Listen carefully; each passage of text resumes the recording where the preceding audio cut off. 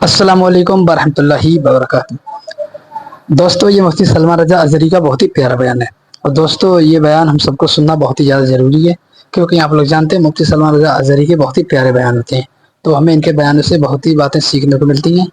तो ये बयान सुनना ज़रूरी है। तो वीडियो शुरू करते हैं। अस्सलाम वरहमतुल्लाह। अल्हम्दुलिल्लाह अल्हम्दुलिल्लाहिल हन्नानिल मन्नान अल्लज़ी खलक़ल इंसान व अल्लमहुल बयान वस्सलातु वस्सलामु अला रसूलिही सय्यिदिल इंसी वल जान व अला आलिही व अस्हाबिही दबिल खैरि वल इहसान। अम्मा बअद फ़अऊज़ु बिल्लाहि मिनश शैतानिर रजीम। बिस्मिल्लाहिर रहमानिर रहीम। मिनल मुअमिनीना रिजालुन सदक़ू मा आहदुल्लाह अलैहि फमिनहुम मन क़ज़ा नहबहु व मिनहुम मन यंतज़िर व मा बद्दलू तब्दीला। सदक़ल्लाहु मौलाना अज़ीम। बारगाह रिसालत मुआब सल्लल्लाहु अलैहि वसल्लम में एक बार दुरूद पाक का हदिया पेश करें। अल्लाहुम्मा सल्लि अला सय्यिदिना व मौलाना मुहम्मदिन मअदनिल जूदि वल करम व आलिहि व अस्हाबिहिल किराम व इब्निहिल करीम व बारिक व सल्लिम सलातन दाइमतन सरमदन अबदा। अज़ीज़ान गिरामी वक़ार, मैंने शुरू में ही महसूस कर लिया कि आपने मेरे सलाम का जवाब ही इतने दमदार तरीके से दिया तो बात करने का हौसला भी अब बढ़ने लगा है। एक बात मैं आपको बताऊं, मैं जलसे नहीं कर रहा था। काफ़ी दिनों से मेरी तबीयत को लेकर और कुछ मसाइल को लेकर बहुत कम जलसों में जा रहा था। लेकिन उड़ीसा वाले आए, मुंबई में मुलाकात भी किए। मैंने मना ही किया था, लेकिन घर जाने के बाद मेरी रूह ने झिंझोड़ करके कहा जलसे बंद नहीं होना चाहिए, वरना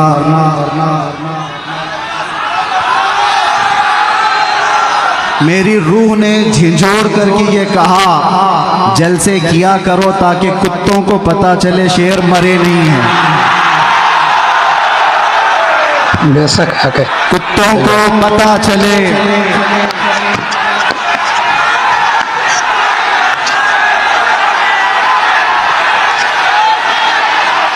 लब्बैक या रसूल अल्लाह, लब्बैक लब्बैक लब्बैक या रसूल अल्लाह, लब्बैक लब्बैक लब्बैक या रसूल अल्लाह, लब्बैक लब्बैक लब्बैक या रसूल अल्लाह।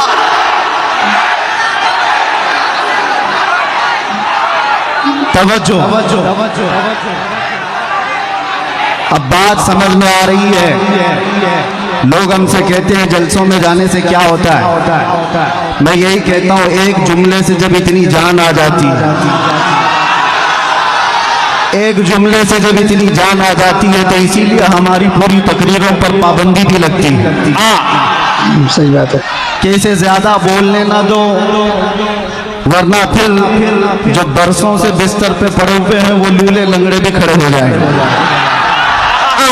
मैं अपनी तारीफ में नहीं कहता, यहाँ पर मुझे पता है हर तरह के डिपार्टमेंट के लोग भी आए होंगे, सब जगह होते हैं। खुफिया तरीके से भी हमारी सारी रिकॉर्डिंग करने वाले, मुझे सब पता है। मैं होशो हवास में बोलता हूँ। मैं आज एक जुमला किसी साहब को पहुंचाना चाहता हूं। मेरे जेल में अंदर जाती चौकी पर पकड़कर मुझे तंज कसते हुए उसने कहा था, अच्छी तरह से हमने तुम्हें दिखा दिया, अब कितना बोलोगे। और अच्छी तरह से तुम्हारी यहाँ पर दुर्गत बन गई है, 6 महीने 8 महीने गुजर गए, अब इसके बाद तो ठंडे पड़ ही जाओगे। बहुतों को हमने यहाँ देखा है, आने के बाद सब गोशा नशीन हो जाते हैं। वो साहब तक मेरा पैगाम पहुँचता है तो मैं आज उनको जवाब दूंगा।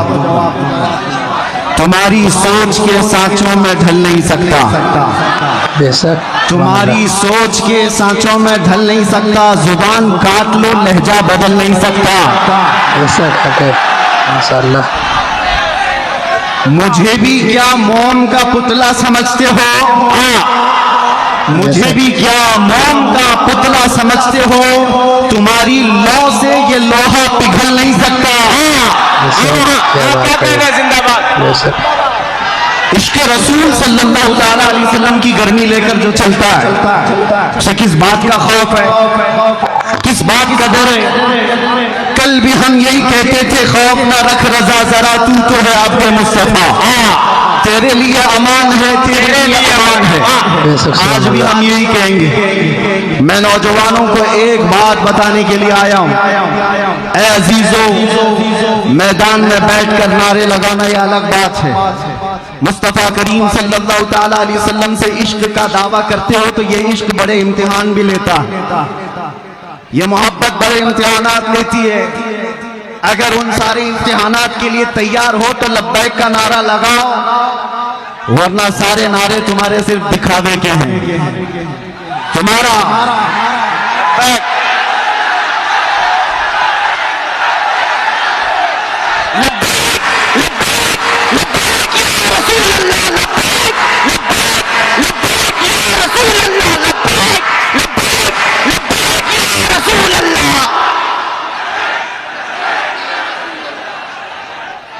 तवज्जो, आपसे मैं बदगुमान भी नहीं, उड़ीसा वाले और खास तौर पर रावरकिला वाले 2 घंटे के मेरे सफर में हमारे साथ रकीब खान साहब ने बहुत कुछ आपकी दास्तानें सुनाई। कई लोग अंदर जाते हैं आते हैं, अंदर जाते हैं आते हैं। बहरहाल यहाँ का माहौल है अगर, तभी मैंने समझा कि इतने दूर दराज उड़ीसा के लोग मुझे क्यों बुला रहे हैं। इसलिए कि बुज़दिल लोग जल्दी मुझे बुलाते भी नहीं।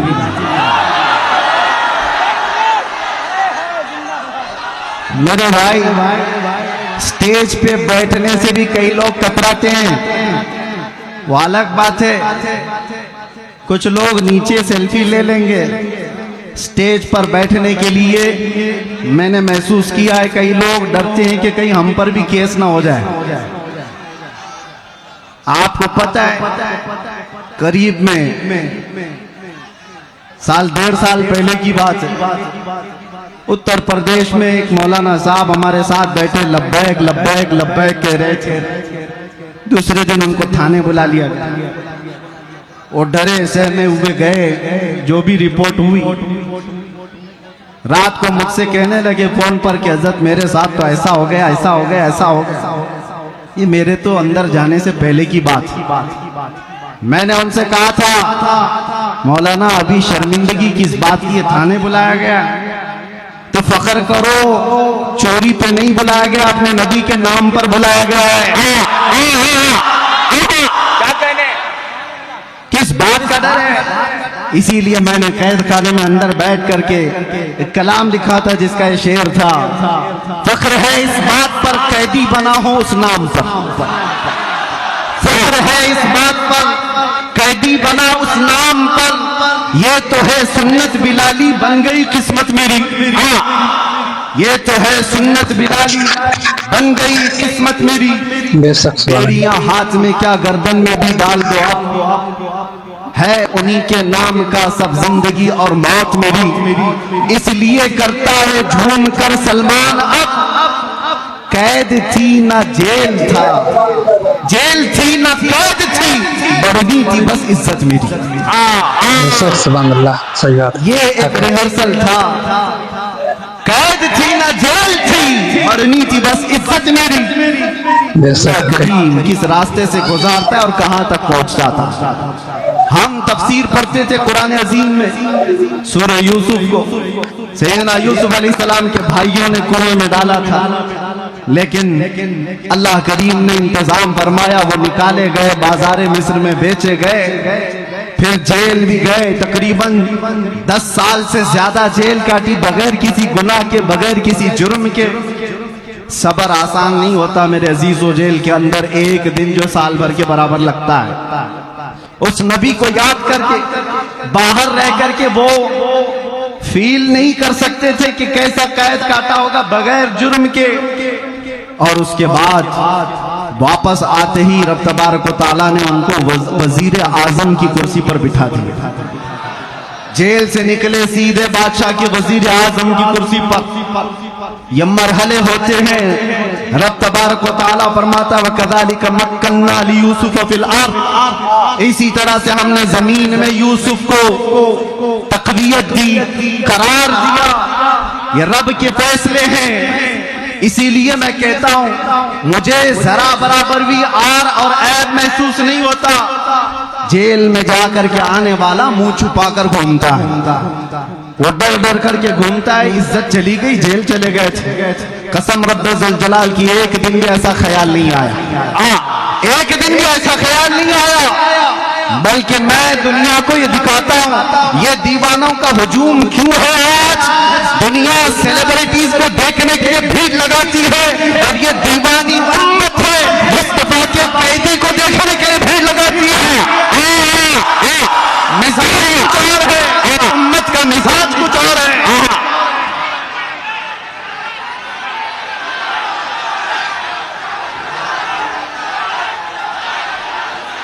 इसलिए बात मैं हमेशा कहता हूं उनकी बात करो, हर दिल पर राज करो।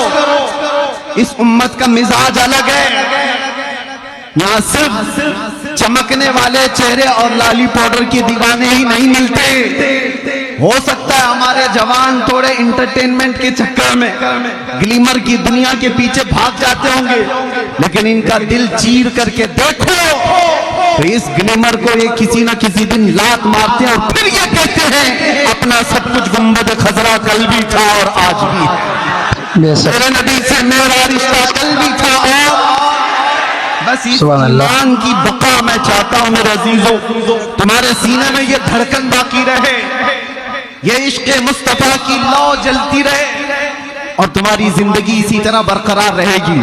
1000 मीटिंगें करने दो खुफिया तरीके से तुम्हें मिटाने के लिए, इस्लाम को खत्म करने के लिए बड़े बड़े मंसूबे बनाने दो, तंजीमें बनाने दो, सारी तैयारियां कर लेने दो, हथियार खरीद लेने दो, सब चीजें हो जाने दो, लेकिन एक बात मुस्तफा सल्लल्लाहु तआला अलैहि वसल्लम की गर्मी राई के दाने के बराबर भी तुम्हारे सीनों के अंदर मौजूद होगी तो सारी दुनिया की ताकत मिलकर के भी तुम्हारा चेहरा देखने की हिम्मत नहीं कर सकेगी। सही बात नहीं आ सकेगी। इसीलिए तो इकबाल ने कहा था टल न सकते थे जंग में अगर अड़ जाते थे, पांव शेरों के भी मैदान से उखड़ जाते थे, हद से सरकश हुआ कोई तो बिगड़ जाते थे। अरे तेज क्या चीज है, हम तोप से भी लड़ जाते थे। बेशक सही बात। ये हमारे आबा व अजदाद का शिवरा है, हमारे बुजुर्गों की जो असलाफ का तरीक़े कार रहा है वो आपके सामने रख रहा हूं। आपको मैं मेरी पूरी तकरीरें छानबीन करके निकाल, वैसे तो आपसे ज्यादा तो गुजरात वालों ने निकाला है। मेरे ख्याल से रोजाना सुबह से शाम तक तकरीरी सुनते थे, हमारी सुनते सुनते निकाले इसमें से कुछ तो निकाले, निकालते रहे। बहरहाल मैं एक बात बताऊं, पूरी तकरीरों में मेरे कहीं पर भी बताओ क्या मैंने तुम्हें नेजा, बंदूक, बारूद, बम, ये सारी चीजें हथियार जमा करने के लिए कभी एक बार भी कहा? ला करके दिखाओ। इसलिए कि हम उस गरीब नवाज के गुलामों में से हैं जो हिंदुस्तान आए थे तो गुदड़ी पहन करके आए थे और आज लाखों गुलाम पर राज करते हैं। वो कौन सा तोप लेकर के आए थे, कौन से बंदूकें उठा करके आए थे? हाँ, उस जमाने में और भी बादशाह आए थे।